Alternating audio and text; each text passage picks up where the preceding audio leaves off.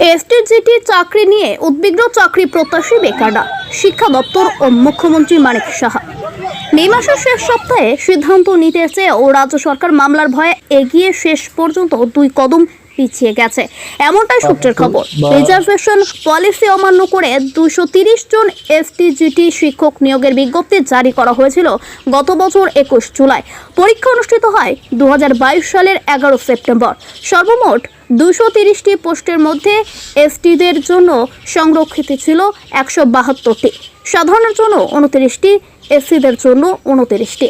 গত বছর সেপ্টেম্বরে শূন্য পদে নিয়োগ পরীক্ষায় বসে বিএড উত্তীর্ণ স্নাতক ডিগ্রিধারী বেকাররা, কিন্তু এখনো ফল প্রকাশ করেনি শিক্ষা দপ্তর।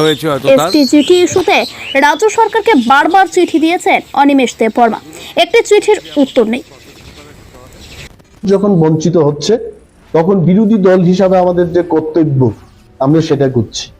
আপনারা জানবেন যে 5034টা পোস্ট খালি আছে এসটিজিটি, সরকার চাকরি নিচ্ছে না। 230 জনের একটা নোটিফিকেশন করেছে, তাতেও কায়দা করে এসটিদের বেশি সংখ্যা দেখিয়ে ইউআর এবং এসসি ক্যাটাগরির লোককে কম করে দেখিয়ে আজকে বেজালটা লাগিয়ে দিয়েছে। হাইকোর্টের দ্বারস্থ হয়েছে অনেকে, হবে। এখন বক্তব্য হচ্ছে এই যে এসটিকে বাদ দিতে গেলে এখন বলবে অনিমেষ দেববর্মা প্রেস কনফারেন্স করার পর এসটিরা বঞ্চিত হয়েছে। আমার প্রেস কনফারেন্সে আমি বলছি না যে এসটিদের 172 জন যাকে দেখানো হয়েছে তাদের একটার যেন বাদ না যায়। All of them should get job. 5034টা পোস্ট খালি আছে, সবাইকে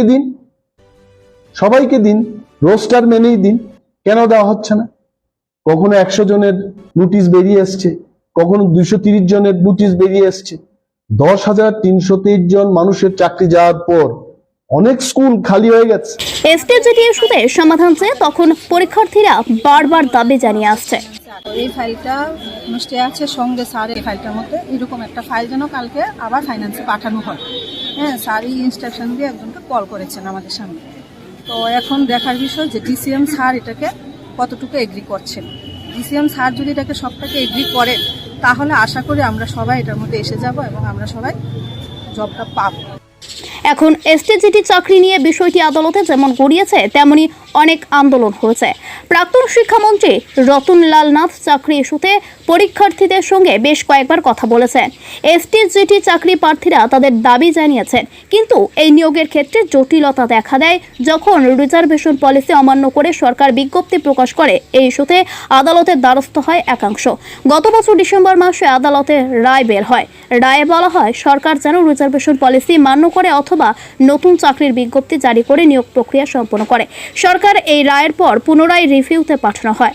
আদালত রাজ্য সরকারের সেই রিভিউ পিটিশন খারিজ করে দেয়। এই ঘটনার কয়েক মাস অতিবাহিত হলেও 230 আসনে সরকার চাকরি ইস্যুতে কোনো পদক্ষেপ গ্রহণ করছে না।